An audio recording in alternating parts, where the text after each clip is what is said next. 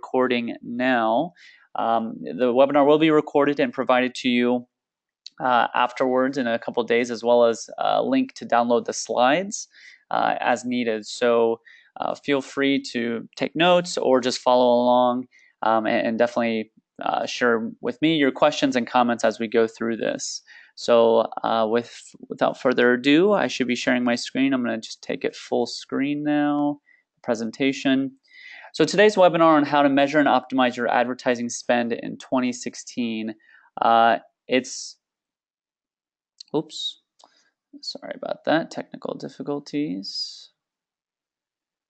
I don't know what happened. One moment.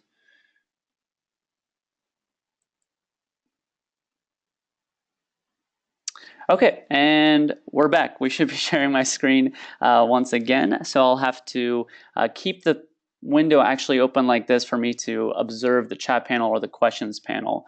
So just let me know if you can't see an image or if I need to zoom in or make it a full screen for some of the screenshots. But let's go ahead and get started. So my name is Amin Shaki. I'm the Regional Managing Director here at InfoTrust in Dubai. We're a web analytics consulting company, Google Analytics certified partner, Google Analytics authorized reseller for their premium product, as well as we hold several other certifications. We do tons of marketing trainings, free webinars, and support global clients, over 2,500 sites globally that we support, and help with measurement strategy, technical implementation of analytics, reporting, analysis, and optimization. So anything that has to do with Google Analytics or really using your data for online marketing, we can help with. So I'm going to be the presenter today going through this particular webinar. Some background about us and some of our clients. We work with some of the largest CPG and FMCG companies, tons of retailers and e-commerce, as well as media conglomerates. Those are our top verticals. And we do work with tag management implementation, Google Analytics, enhanced analytics, really anything under the sun when it comes to measurement. So some of our capabilities are listed there on the left, but we also have our own digital products that support our web analytics consulting arm as well. So we have Analyzely, a data integration product, which I will be referencing today as it's relevant to optimizing and measuring your advertising spend, as well as Tag Inspector, that's our data validation tool. So we're heavily invested in the web analytics space that we've also built our own products to help with Google Analytics and Google Analytics services as well. So today's agenda, again, the webinar should run about 45 minutes to an hour in total. And we're going to be talking about how to get started measuring your marketing channels, how to set it up using Google Analytics. With some examples from a multitude of clients that we've helped set this up for and provide ongoing analysis and recommendations. And then a little bit about how to use attribution modeling tools or other reports in Google Analytics to measure and optimize your advertising spend. So this is specifically around your marketing channels and improving and reviewing how your marketing budgets are put together and how you should be thinking about where to invest your marketing spend. Okay, to get started, we're going to go over some of the basics with Google Analytics. So for those of you that use Google Analytics frequently or on a daily basis, a lot of this might be review. For those that are just starting to want to analyze their marketing channels with Google Analytics, hopefully this will be valuable for you. So we want to start just with how Google Analytics collects data or how Google Analytics actually works. The basic principle is that Google Analytics sits on your website or mobile application. It's a bit of code that begins to fire whenever a user accesses your website or your mobile app. This code will gather information from the browser or the mobile application about your user, their session, the page that they're on, or any interactions, and actually send that data into Google's servers, where Google will then process and build the reports for you, which is what you see when you log into Google Analytics. It's important to note that this is how Google Analytics actually collects data or tracks, because as far as how marketing channels are measured, it happens actually before this step. And we're going to talk about what things you need to understand or do to have this visibility. But essentially, whenever a user comes from the internet to your website or mobile application and the code begins to fire for Google Analytics, Google's trying to see where that user came from externally, what channel that they use to actually access your website or mobile app, so that when the JavaScript begins to fire or the code on your mobile app begins to load, it can understand this is what marketing channel brought the user to the site, and here's what they're going to do after that as well. I believe I saw someone's hand raise, but I think it went down. So again, quick reminder, the chat panel and the questions panel, I'm monitoring those right now on my screen. So let me know if you guys have any questions or comments as well in those panels. So that's how Google Analytics collects data at a high level. Other ways that it can collect data, I mean, that's the standard way, was when the JavaScript loads. With Google Analytics, especially with the new Universal Analytics version of GA, there's other ways that data can get into your reports. Some examples could be the product integrations that Google has with its other Google products, such as AdWords, which is the Google Analytics free or standard integration, or DoubleClick or BigQuery, which are more on the premium side. But there's other ways that you can import data into Google Analytics as well, such as from your CRM system, from your CMS system, from your point of sale system. But today what we're going to talk about is importing channels from your marketing vendors or your channels themselves. Getting that spend and cost data into GA, because that'll help analysis-wise on understanding which channels are most valuable to drive actual conversion or sales. But these are just the ways that Google can accept data into your reports. The first being in the previous slide, actually when users come to your site or app and the automatic things that are collected.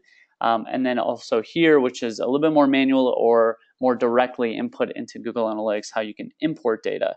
So we'll talk about both of those together, because by the way Google Analytics collects data as users actually access your site versus in addition to the way you can import data in, this is where the insights can really come when you're wanting to measure or optimize your advertising spend. So to give you an example early on what the end state could look like in Google Analytics, as far as a report goes, this report is showing with tracking your channels as users are coming to the site, combined with importing additional data and metrics around the spend, impressions, clicks, etc. You'll be able to see the full picture against your marketing channel. So Analyzely is a tool I mentioned before that we use for automating the data import or the data integration between your marketing vendors or your channels and Google Analytics. And what that means is really just to bring in the additional metrics that might not automatically be tracked when a user just comes to your site. So to walk through this quick report here, you have your marketing channels such as Google CPC or AdWords, Facebook, and other search engines potentially, bringing sessions to your site. So this is whenever a user comes from one of these channels and lands on your site or app, the session will be counted towards the source medium. And we're going to talk through how to actually get this part set up using UTM tracking or some of the more common ways of tracking sources. But then you may have some empty gaps in your reports for impressions, clicks, costs for any non-Google owned products. Again, Google products automatically can integrate with Google Analytics. So you may have your AdWords account integrated with Google Analytics at the moment. So you'll see with Google CPC, sessions, impressions, click, costs, and the other metrics available. But for your other channels, that information might be missing because it just lives in your marketing vendor system alone. Where Analyze comes in and the data import process is actually bringing in that additional data into your Google Analytics reports so that you can have not only these metrics side by side, but you can also see things like click-through rate, return per click, and especially return on advertising spend. And the return on advertising spend is one metric that we're going to be spending a significant amount of time today on the webinar talking about, because we think, when we work with our clients, this is the one metric that can really set apart the performing channels and the non-performing channels, or really give you a better sense of which ones you want to maybe invest more of your marketing spend into. And really, return on advertising spend requires two inputs, revenue and cost. So if you're an e-commerce site, this is perfect for you because e-commerce has revenue. And as long as you're tracking that in Google Analytics, you'll have half of the equation for return on advertising spend. And then analyzing the data import process can bring in the cost of these different channels, which is the second half of the equation, and a return on advertising spend would thus be available to you. So one key thing that I want to point out, again, to spend a little bit more time on this slide, you can see Google CPC here has the most sessions, most impressions, clicks, has the most investment, probably similar to most of your organizations. You're spending a lot with AdWords because it's a very powerful channel. And the return on advertising spend is positive, 120%. But if you look down at row 3 here for Facebook, it doesn't have the most sessions, not the highest investment, so the cost is only $313 US, but the return on advertising spend is almost 250%, more than double the amount of return per advertising spend that Google AdWords has. So this doesn't mean that you should eliminate Google AdWords and only invest in Facebook, but perhaps this is an opportunity to invest a little bit more in Facebook, keep the return on advertising spend high if possible, and thus just drive your bottom line. So that's what this type of data can unlock, is where you can modify your marketing budget. So instead of only pumping it in your top few channels that you know will bring you some revenue, there might be some other channels that bring more bang for the buck. So it's worth noting that this analysis is available in GA once you have all the setup in place, which is what the next section will be. Just to show you another visual on the same information, again with return on advertising spend and cost. This is a dashboard snapshot I took from one of our clients. Doesn't have anything personal about who they are, but you can see, I mean, as soon as you get this integration in place, you'll be able to see side by side all of your marketing channels, all of your advertising spend, and which one is the most effective. You can begin to then play with your marketing budget and invest slightly differently to see if you can increase your return on advertising spend across the board, and thus drive your bottom line, again, increasing your profits when it comes down to it. So this is the outcome, this is the goal that we want to get to, and hopefully this webinar, as we continue through, will show you the ways to get to this state. Feel free to, again, post in the chat pane or question panel, or follow up with me afterwards if you want a little bit more insight on how this is all set up. So let's talk about how to actually get this started or get this set up in Google Analytics and what steps you need to know. So the first thing to consider is how Google Analytics will recognize where your users are coming from. So in Google Analytics, there are some basic or automatic channels of traffic. This is the way that Google will bucket where people are coming from. If they're typing in their browser, your website URL, and hitting enter, they're directly coming to the site. So that's what the direct channel is. Social, paid search, organic search, some of these are pretty self-explanatory on what the channels are, or what the definitions are of these different channels. But as far as how Google will bucket different sources of traffic into these channels, really depends on how you set up your tracking, as well as how you set up your configuration in Google Analytics itself. So this slide here, the next slide, all talks about channel groupings. So if you haven't ever looked at your channel groupings before in Google Analytics, highly recommend you toggle into that. It's under the view settings, under the admin panel. You can see your channel settings and your channel groupings. Now again, Google automatically has some channel groupings set up. It's called the default channel groupings, with some definitions on how they would bucket different sources of traffic into these different channels, but you can modify this depending on your business. So what I'm showing here on the screenshot, and I apologize if it's a little blurry, for one of our clients, we help them determine or define some custom channel groupings, such as affiliates. So they post a lot of links and inbound links on other affiliate networks, and they wanted to bucket those visitors coming from those different sites under an affiliate channel, so they can see how that particular marketing spend is working just in that channel. They also split paid search between branded paid search for their brand terms and generic paid search for everything else. That's useful to see the difference between people that know about your brand and are ready to purchase or ready to commit versus those that are just exploring on the internet and happen to land on your site from one of your generic keywords that are relevant to your business but not your actual brand term. So the point here is that channel groupings can be customized, can be modified under the view settings. And if you don't customize them, but you are tracking different channels in a custom way, which we'll talk about here in the next couple slides, you may see in your default channel groupings or in the reports an other channel. An other channel simply means that Google could not identify which channel or which bucket to put this traffic into. So there's some logic, or the source medium does not match any of the predefined logic for the channel groupings here.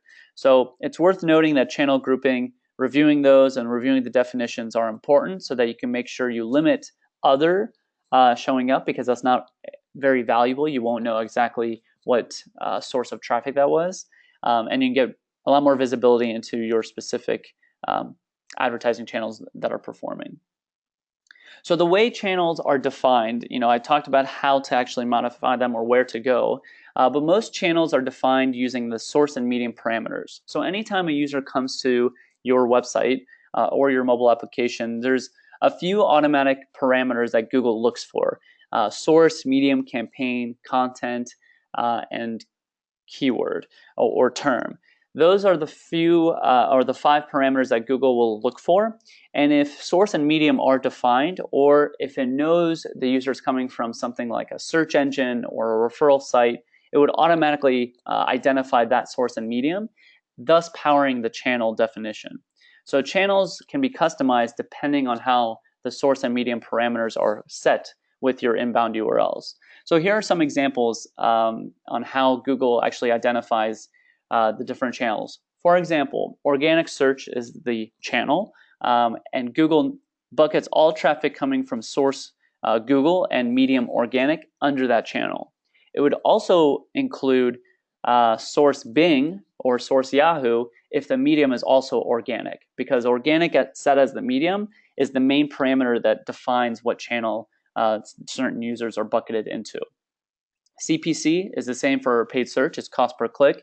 Anytime Google Analytics will see CPC by default, it'll bucket that traffic under paid search.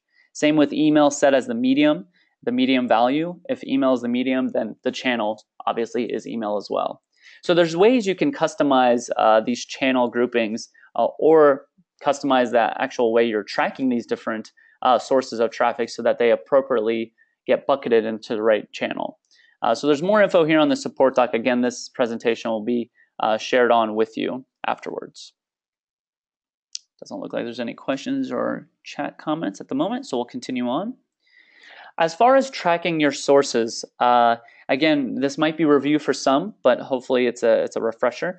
The way Google Analytics will identify the source, medium, campaign, content, or term, for some sources, it automatically will pick those up, like organic search. It'll automatically know it's coming from a search engine, thus it's an organic search source and medium. But for the most part, if you can control the link that you're posting on the internet, such as within an email or on social media or on affiliate partner sites, we highly recommend using what Google refers to as UTM parameters. UTM parameters are essentially ways that you can tell Google Analytics, this is how I want you to classify this traffic coming to my site. So if Google Analytics sees UTM underscore source equals, whatever this value is after that first equal sign, it will set that as the source value. So in this case, tracking emails is incredibly important, because if you don't add UTM parameters to your email links, Google Analytics would just pick it up as either direct traffic or referral traffic from your email provider, such as mail.google.com for Gmail. That's not really very helpful when you're trying to determine, how did my newsletter perform? Did it bring anybody back to my site? Or how did my campaign perform that I'm blasting on social media, etc.? So this example here shows you how you can set up a landing page URL with UTM parameters applied. And there's a few other links to some other resources, but what we always work with our clients on is building a Google Analytics URL builder spreadsheet to keep track of all the different ways that we want to track source, medium, campaign, all these terms, all these parameters, but make sure it's very consistent across the organization. Without consistency in Google Analytics, you'll have multiple different sources and mediums that might be the same thing, but split up because they weren't consistently typed into the inbound URLs. But by adding these query parameters to your landing page, this is how Google Analytics can pick up these particular values and appropriately set it as the source of traffic. Some best practices just to keep in mind. I'm not going to go through all of these, but to point out a few key items here, you only want to use these UTM tracking parameters to see where people are coming from for off-site or off-app links. You do not want to use UTM tracking within your site because that'll break the source tracking and cause an inflation of sessions. Only use UTM parameters for off-site links pointing back to your website. That way you can see where people are coming from that actually get to your site. To track things that are happening on your site, what people are clicking on, what pages they're going to, that'll be a separate tracking called event tracking or just page view tracking for a different webinar, but just know that UTM tracking should only be for offsite links. And then the other thing that I want to point out from this slide is that consistency does matter. So keep even lowercase, uppercase consistency across all of your channels or where you're putting links. For example, if you're putting multiple links on Facebook throughout a couple weeks, make sure how you label the source or medium is exactly the same. But because a capital F in Facebook does not equal a lowercase f in Facebook, it'll be split in the reports and it'll be much more difficult to measure and optimize against your advertising spend, particularly on that channel or on that source. We have a quick question here. Can you give an example of a new channel grouping and how to use it? Sure, so let me backtrack quickly and just show this slide here. One example channel grouping that you may want to use is something like affiliate. So Google Analytics can automatically recognize links from other external websites pointing back to your site as referrals. But a referral, from our experience working with different clients, is different than perhaps an affiliate link, because a referral link usually tends to mean someone posted a link back to your website on their own. So you didn't have to pay for that link. It's just someone wanted to mention your company or wanted to mention your brand, so they put a link on their website pointing back to your website. And those are good links. Those are free and they're good for SEO, and you're getting a lot more visibility on the internet.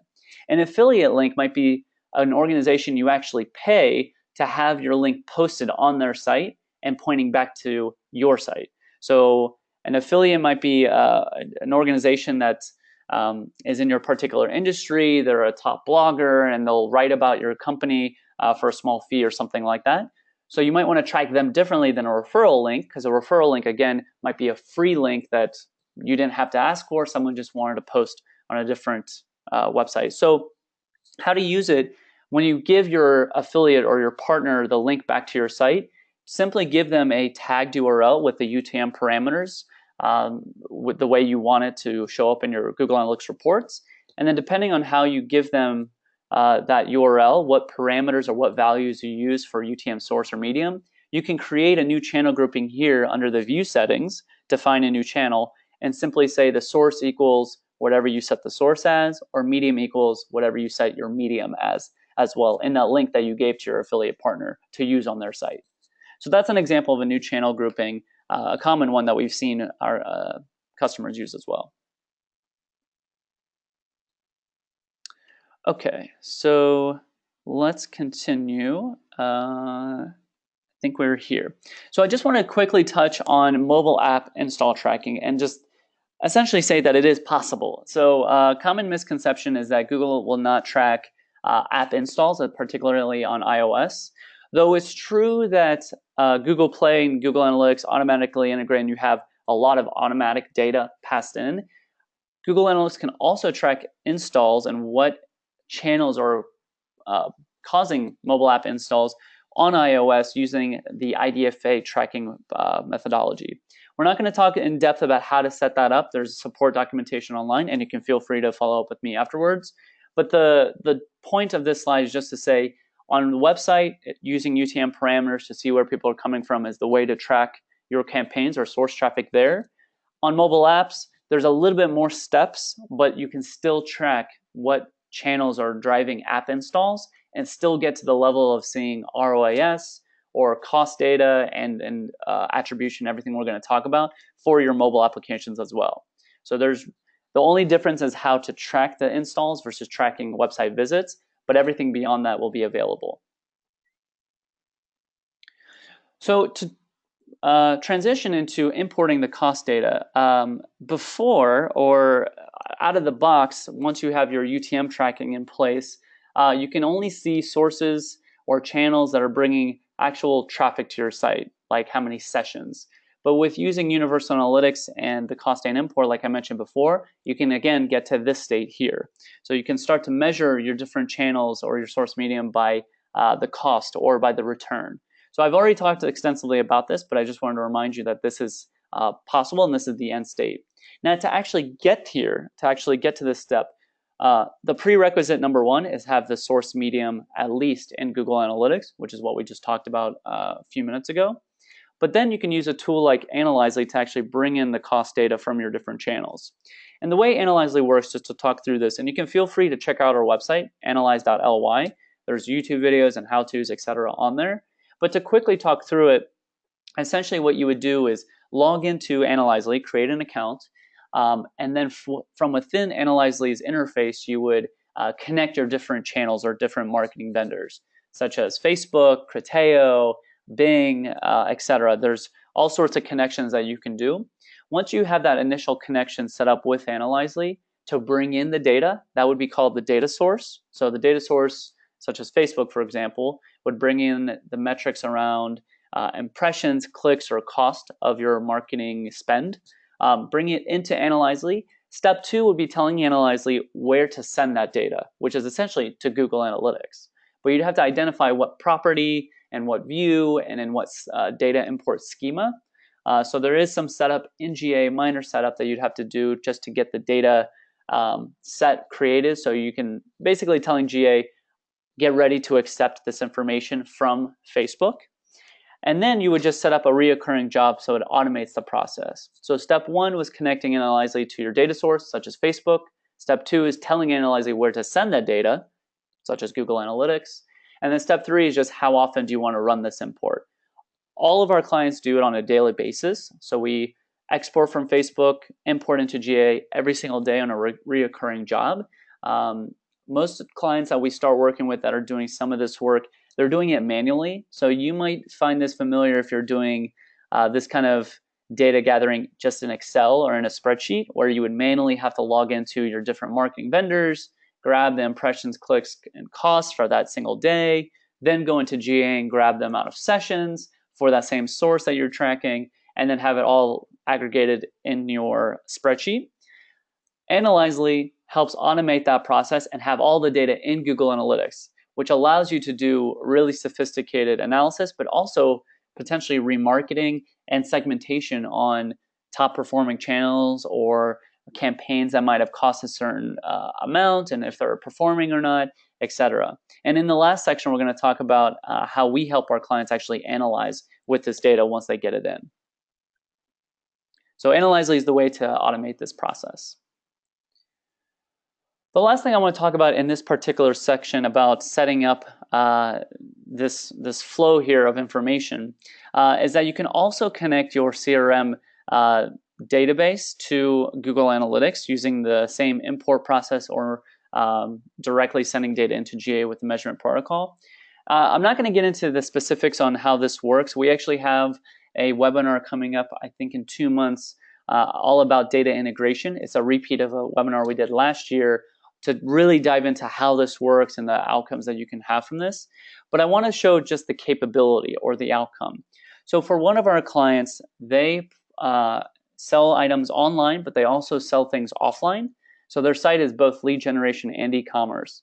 From a lead generation standpoint, our clients can have consumers call the sales center or fill out a form to have a call back so that they can talk about this particular product that they want to purchase. So all those sales, offline sales, were happening in their CRM system. So Google Analytics would only be able to see the marketing channel that brought the user to the site.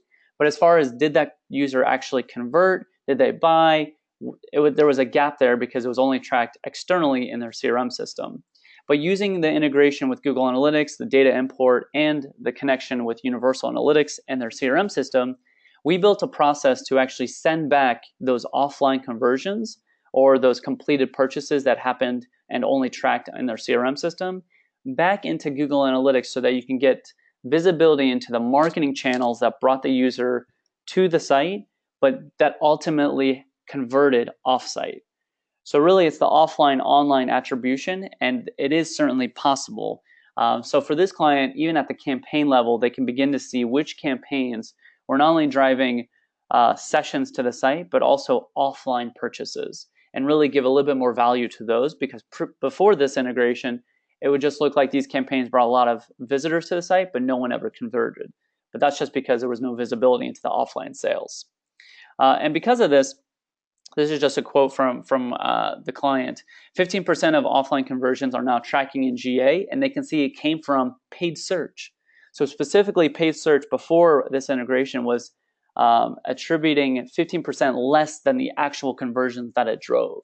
So this really made their ROI and calculations very different, and budget allocation. They're looking at their channels in a totally different light. They gave a lot more value to paid search because it was a lot more impactful on getting people to actually convert, even if it was offline later on. Quick question just came in. How would you link a session click to an offline purchase, as sessions are anonymous? That's an excellent question. To briefly touch on it, because I can have a whole session just on that.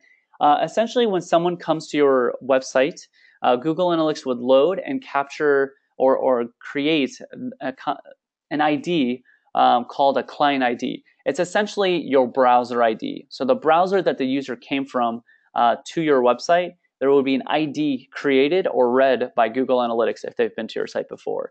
That client ID or that browser ID, still an anonymous person, but because that's captured there, whenever a user would fill out a form or even use the phone number on the website to call their sales center, that client ID value was passed into the call, tied to the phone number that the user would dial, or into the form that the user would complete. And that client ID ties that session, or where the user came from, back to the CRM system where the form was sent to, or where the call was placed into. So that connecting key is how you can tie your offline behavior, anything that the user engages with your company offline, back to their online visit. Because that client ID, essentially their browser ID, was passed externally. But that is true. You do need a connecting key from an offline interaction to online. Sometimes, or the most common way, is using a user ID if the user logs in online and then provides their email or their name offline, and you can tie them that way. But from an anonymous standpoint, you can use the client ID or the browser ID that Google Analytics has, as long as you pass it on to those external systems if they, again, fill out a form or dial a specific phone number. Okay, so let's move on to the last section for today, is actually using attribution to optimize spend. So the first two sections we talked about how to track your campaigns and how to import your cost data at a high level using Analyzely. Once you have this data into Google Analytics, we're going to now start talking about some of the ways to actually analyze or optimize your marketing spend. So attribution, let's talk about what that actually is or what that means. The most basic formula is how you give credit for conversions made on your site or in your business to different acquisition channels. So if your conversion is a download or a click to call or a completed checkout, that's what you categorize as a conversion. Which channel should get credit is what attribution is all about. Is how you give certain value to different channels based off of how they're driving your conversions. So since this is the basic formula, you definitely, we already talked about how to track the acquisition side, but as far as tracking the conversion side, that can be one of two things, either goals or e-commerce. If you're an e-commerce site, you sell products online, getting your e-commerce tracking in place is your conversion tracking. How many times people purchase, what items they purchase, at what revenue, things like that, that's all your conversion data from an e-commerce perspective. If you're not an e-commerce site, or if you are an e-commerce site, but you have other things that you want users to do, such as register, complete a form, sign up, click to download, other actions that are not monetary or a purchase behavior, you can set up a goal for that. And really, goals can represent micro and macro conversions, where macro is the ultimate thing that you want them to do, either fill out a contact us form or make a purchase. Where a micro conversion could be the things you want users to do on your website or app that lead up to the macro conversion. So watching a video or clicking something to download or requesting information, things that lead up to that ultimate, I want to do something with your business or buy something from you. But setting up goals and or e-commerce is part of the attribution formula, and you do need that to be in place first and foremost. We're not going to talk about in depth how to set up goals or e-commerce. That is also a separate training that we can provide. But if you're using Google Analytics right now, you can double check to see if you have goals or e-commerce set up, also under your view settings or under your conversions reports as a step. Once you have acquisition, UTM tracking, campaign tracking in place, as well as your goals or e-commerce setup as well in Google Analytics, some of these attribution and multi-channel funnel reports will become available to you. So here on the left, this is just one of the widgets that's available under the multi-channel funnel overview report. It shows the overlap or relationship between different channels as they drive a conversion. The concept here is to highlight that one channel should never get full credit for any conversion unless it was truly the only thing that a user engaged with before they decided to purchase. You can tell, consumers today do not immediately purchase. They oftentimes need to come back, research, look at competitors, and really visit your site or app multiple times before they commit to actually doing a purchase or converting on a goal that you might have. So these reports are all designed to show which channels are contributing to that ultimate conversion, even if they weren't the last one that a user clicked on or engaged with to ultimately purchase. All of the standard reports or regular reports in Google Analytics go off the last click or the last touch model, meaning whatever the last channel or last source was that a user engaged with gets 100% of the credit for that conversion or that purchase. In the attribution of multi-channel funnel reports, it tries to show you assisted conversions or other channels that helped along the way. So this widget here is just the overlap. And you can see in the center here, it's comparing 4 channels together: organic, search, direct visits, paid search, and social network. So in this particular example here, 59 conversions or 3.42% of all conversions came from users that engaged with at least all 4 of these channels. Whether that means they went in this order or they came 10 times from paid search, but then only once from organic, direct, and social, that's other reports will show you the actual flow. But it's important to note that you can't just give all the credit to one of these channels because all 4 of them had a play in these conversions here. The report here on the right actually shows you where to find these reports. So under the conversions section in GA, multi-channel funnels and attribution reports, the multi-channel funnels top conversion paths will actually show you all of the different paths that consumers took to actually complete a conversion, a goal, or an e-commerce transaction. So, and by all the touch points, it's all of the channels that they engage with to get to that ultimate conversion. What you'll notice here, for example, in row 3, it says about 1,063 conversions at $100,000 worth of conversions came from 2 touch points: paid search, click first, and then an email to actually close them. Now, in the regular reports, email, since it was the last touch, would get all of the credit for all these conversions and all of this value. Paid search would not get any of it. By looking at these reports and in attribution models, you can see that paid search deserves some credit. Perhaps it deserves even more credit than email because it was the first channel that introduced the user or the consumer to your brand, to your website. Even though email was ultimately what brought them to actually buy, paid search deserves some credit. It could be argued based off of this data here. Same on row 7. You can see paid search was the last thing to convert the set of users or these conversions here. But organic search was what got the users initially introduced to the website or mobile app. So it's important to give some credit there as well. And this is all about, how to measure and optimize your advertising spend. With our clients, we look at these reports more than any other reports because it's really important to see the multi-touch or multi-attribution models that you can associate with conversions. I'm just going to check if there's any questions or comments. Doesn't look like there is, so we'll continue on. With Google Analytics, well, since Google Analytics is owned by Google and YouTube and other marketing tools are also owned by Google, there are some automatic integrations that can help also unlock some of this data.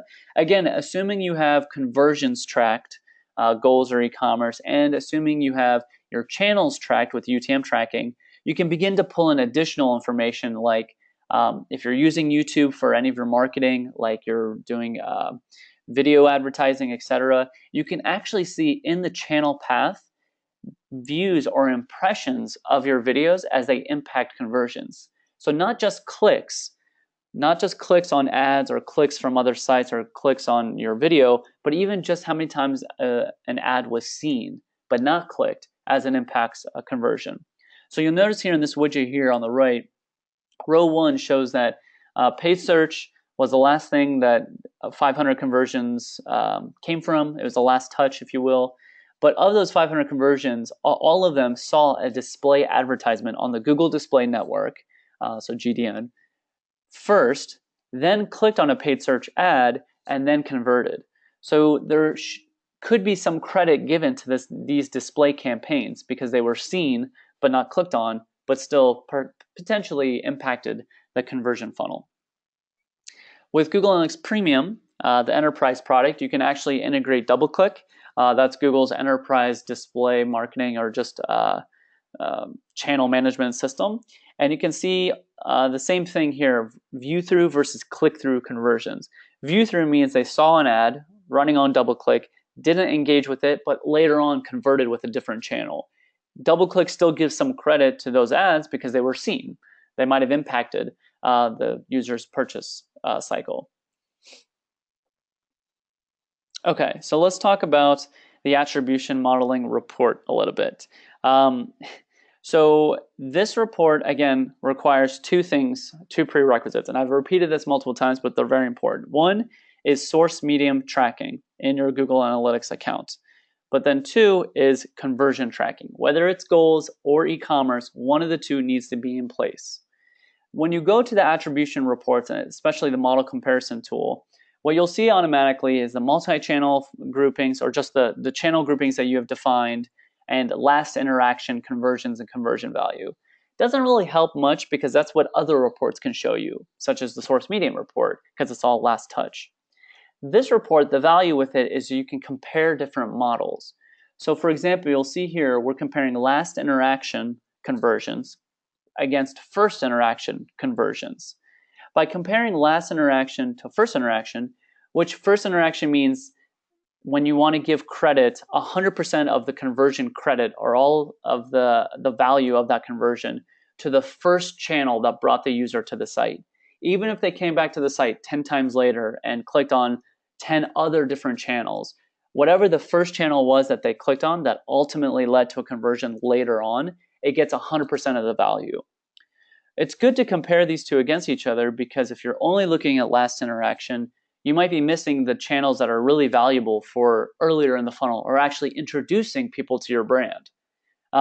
Some clients actually argue that the first interaction model is much more valuable because they're confident their remarketing, their email marketing, and other tools will bring them back and actually get them to convert. It's just about getting new user volume. They want more branding, more reach. So the first interaction might be more valuable for them to look at. What we would argue is compare models against each other and find insights that way. The data-driven attribution model is a purely Google Analytics Premium capability.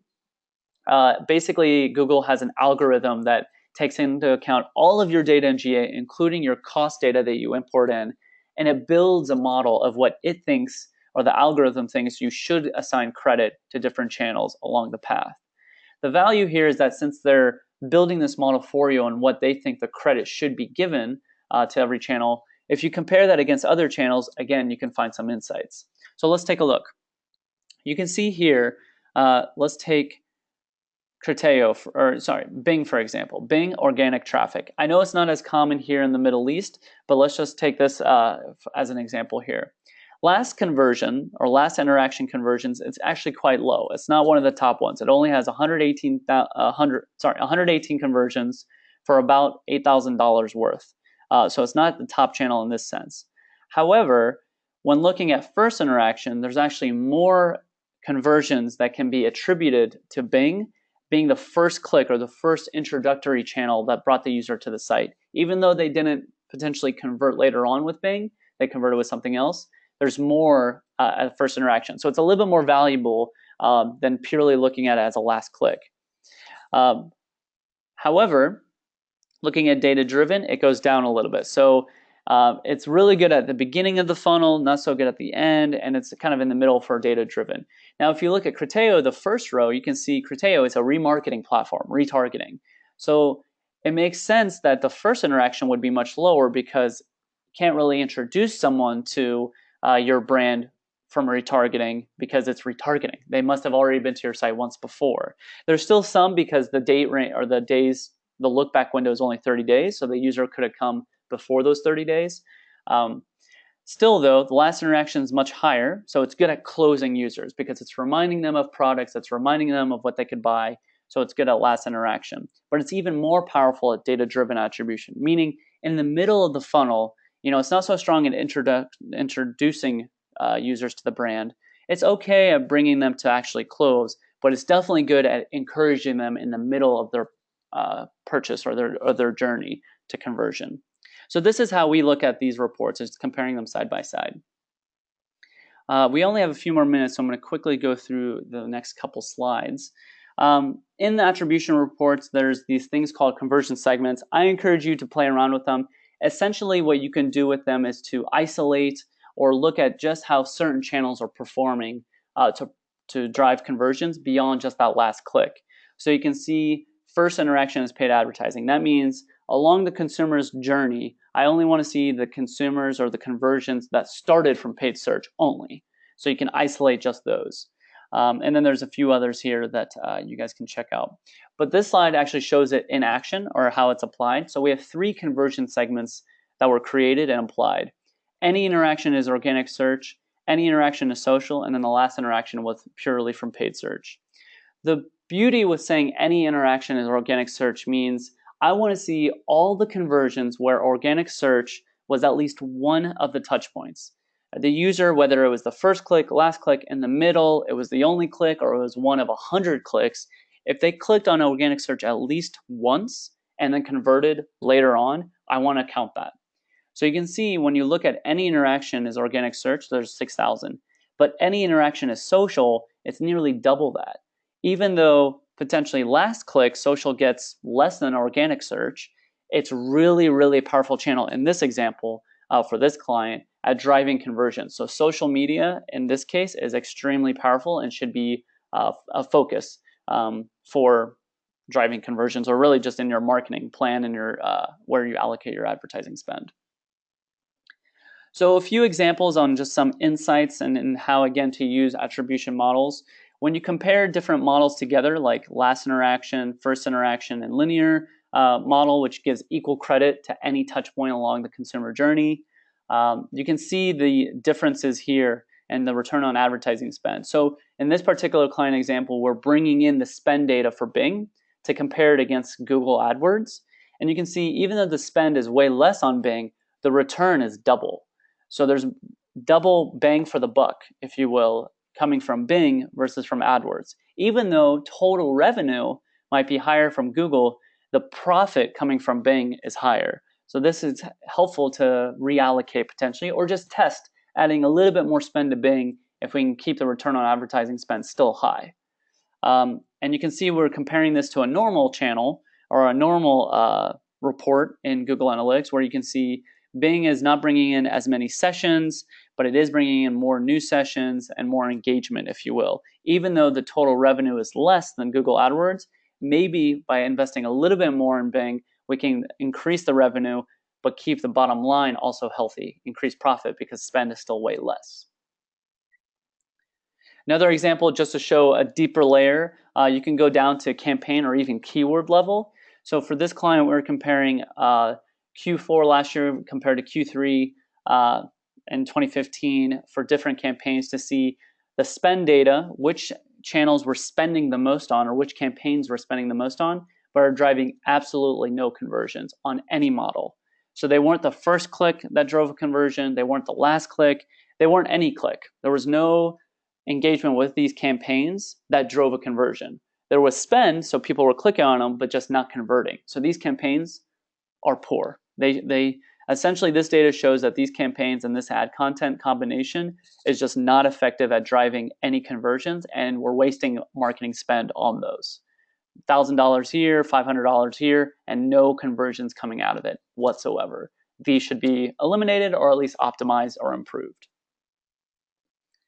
The last report I want to quickly show before I jump to just a case study I wanted to share is benchmarking reports. Benchmarking reports are a section in your Google Analytics reporting that if you have activated, which you can activate from your admin account settings, it will show you compared to your competitors in the same industry without giving away who they are. You can see comparatively how your advertising compares to theirs in the sense of volume and engagement, not conversions. What this is showing for this particular client is when looking against similar companies in their same vertical and at their same size across the same country or globally, for this particular client, they are getting way less traffic from paid search. They're getting way less traffic from display and email marketing, in fact. Even engagement seems to be lower from different channels. So this might be a way just to identify, okay, my competitors are spending a lot more on paid search. This is what this is telling me because they're getting a lot more traffic than I am. Maybe I need to look to see how I can improve or optimize my paid search campaigns because my competitors are obviously beating me in this space. There's other ways you can look against your competitors, tons of other tools, but in Google Analytics, this is one directional tool to see how you're performing.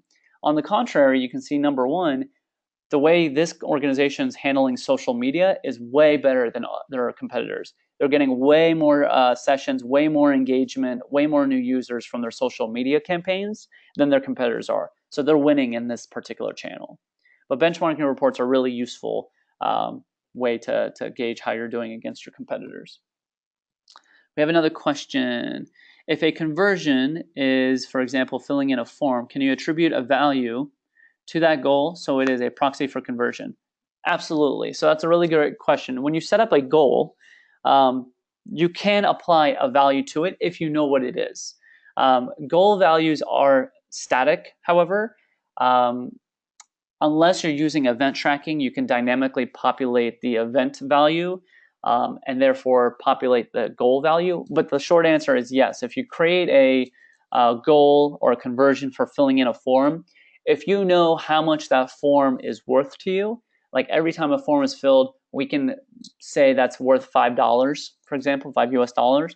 You can set the goal value as 5, and therefore your attribution reports will have the value as well, increment, and you can do return on advertising spend as well. So that's certainly possible when you're setting up a goal. Yes, definitely for B2B sales and for leads, if you have a general sense of how much a lead is worth to you, absolutely the goal value should be set to that value.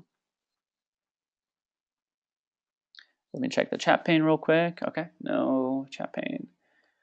Great. So to wrap this up, again, I want to bring it back to return on advertising spend. And really, I just want to skip down to this case study that we did locally in MENA with one of our clients, Mom's World. Their goals, they're an e-commerce site. They sell baby products and children products, toys, and really products for the mother to take care of their family. Feel free to check it out. It's a wonderful site. What their goals were when we started working with them was to increase online sales, of course, but lower cost of acquisition and really get a higher return on ad spend and just understand what channels they should be investing in. Their marketing spend and their advertising dollars were not limited, but they wanted to be very data-driven with how they invested and where they invested. So our approach was to implement some tracking using enhanced e-commerce, which is something for Google Analytics. We'll have a webinar on that coming up soon. Integrate their marketing spend or channel data using Analyzely into Google Analytics. Deploy some remarketing campaigns for users that dropped off or for users that saw a product that was out of stock, for example, and really just get a better sense of their return on advertising spend. And as a result, after we put everything in place, we had the cost data coming in for their top channels. We had revenue already tracked accurately. we can start to see the return on advertising spend, and we were able to achieve 300% return on ad spend across their top channels. So by having that visibility, we knew what their top channels were as far as advertising or return on advertising spend, and we drove more marketing budget towards those while eliminating engagement or advertising spend on non-performing campaigns and non-performing channels as well. And because of this isolated or targeted focus, we were able to increase all of their e-commerce metrics, some by double digits as well, within a certain time frame. So it was really, really powerful, because we were able to use this data and because we were able to continuously optimize against channels that are bringing traffic to the site and converting, but more importantly, at what cost. We can be a lot more intelligent or be data-driven with our marketing budget. So I think I'm just about out of time. I want to close just with some references to our upcoming events. Happy to meet up in person. I'm in Dubai. For those that are also located in Dubai or in this region, our webinars, we have, I think, about 4 or 5 scheduled for the next couple of months. They're all free. Feel free to sign up for those. They're also recorded and will be available online afterwards. And then if you have any more questions or you want help getting started, feel free to fill out a contact us form or email me directly. I'll add my email here. It's amin@infotrustlc.com or ashaki@infotrustlc.com. Happy to help, but otherwise, thank you so much for joining. I'll hang around for 5-10 more minutes just to answer any other questions. But otherwise, thanks for joining and have a great day.